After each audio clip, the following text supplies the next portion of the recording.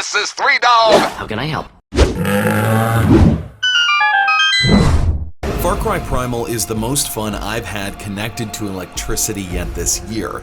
It's better than the sum of its parts for a million reasons, but mostly for ones like these. What the fuck? What is that? What the hell? An eagle just picked up the goat? Far Cry Primal transports the player into the world of Takar. He's a prehistoric member of the Wenja tribe. He has to discover a lost land, find some lost people, and kill pretty much everything that crosses his path. Like any Far Cry game, there are trillions of things to do, all neatly and efficiently outlined on the main map, like saving tribe members, helping build up their base, or the always favorite tame and raise beasts for your own devious aims.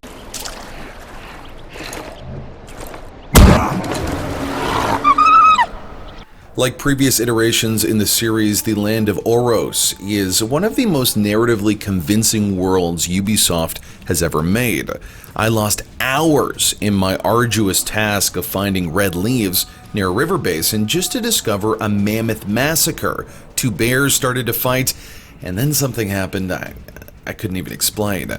It feels more alive than any other game world I've explored in because it truly is alive. The link between narrative expression and gameplay is captured simply due to a world that is a reflection of an experience. As for how Takar will be navigating and myrtleizing in this world, there's always new and exciting ways to kill.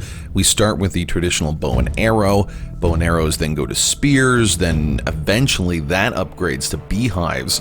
Most of the items claim to have utility for different situations, but likely you'll just settle into one camp and refuse to diversify. There is also a robust upgrade system that ties into the meta elements of world building. Now, it seems like games from Metal Gear to Fallout 4, every new title has to have some sort of mechanic that requires you to use all these spurious items you find in the world that would normally be useless. Why? Just get rid of them, or give them some use in the actual game. Fortunately though, if you are a fan of the aforementioned trend, have no fear. It's easy to develop and doesn't derail the main story if you choose to pretty much ignore this. Now, in terms of the story, your main impetus for killing Neanderthals and hunting monsters narratively is a pretty flimsy one. I really had high hopes after meeting with the team. They did the best they could, and they even went a little further beyond that. They brought in experts, developed different methods of capturing characters and expressions. In the end, though, it is a 12,000-year-old language. The translation into broken English and the fact that you have to read the bottom 2 inches of the screen for 30 hours really takes away from the experience. That's not to say these characters aren't interestingly created, it's just in practicality, you don't understand their motivations. You don't understand why they care about Takar. There was one exception to that rule, Tensei the Shaman. Not only does he channel a mean Sulik from Fallout 2, he precipitates these spirit quests. Those quests transport the heroes to an unknown world, sometimes fighting the perils of evil while hallucinating, or perhaps even fighting himself in these mystical trials. These moments are the most compelling of the main narrative. They give insight into the real tribal consciousness and the woes that associate with that, and they're also pretty funny.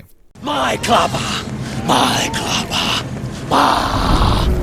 My clapper! Still, this title does something very few games have ever done. The universe wants you to feel like you don't possess a contemporary mind. What I mean by that is your only drive is that of a prehistoric man. Terror is quite literally around every corner. The weapons sometimes feel sluggish and brutish along with the combat volleys. But I believe it's meant to be that way. It's in order to serve the initial premise. I am a prehistoric man. I'm meandering through different environments, not because X character told me to 20 minutes ago, but because that's all I can conceive. Compare that to the exquisite rush when a whisper of noise flitters behind your back in the dead of night as you continue your hunt, only to catch a whiff of a saber-toothed tiger. Only thing you have with you, the soft growls of your loyal wolf. I am a prehistoric man.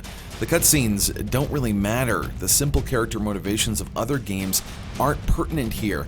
I have to survive, I have to explore. You play as a man 12,000 years in the past, and somehow the folks at Ubisoft have been able to create an experience that makes me thankful for the stresses of modern life.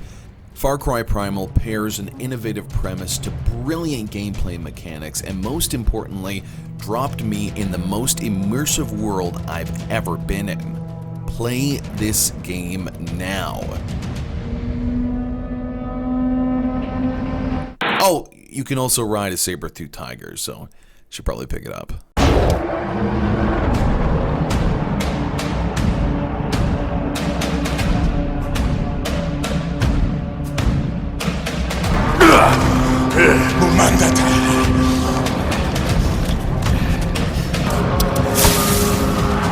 Wait